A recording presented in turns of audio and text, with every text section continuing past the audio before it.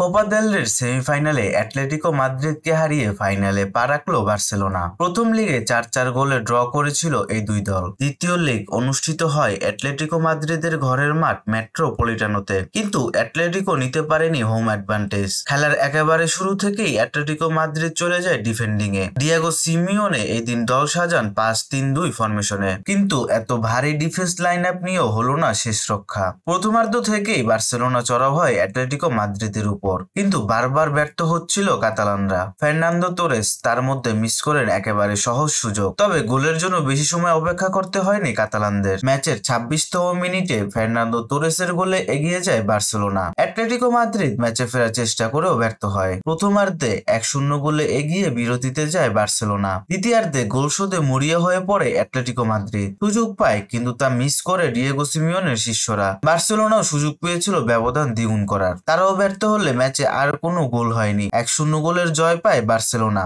যেটা 2 লিগ মিলালে ব্যবধান দাঁড়ায় 5-4 গোলের। আর সেমিফাইনালে অ্যাটলেটিকো মাদ্রিদকে হারিয়ে অনেকটা হেসে খেলে ফাইনালে পা রাখলো বার্সেলোনা, যেখানে ফাইনালে কাতালানদের প্রতিপক্ষ রিয়াল মাদ্রিদ।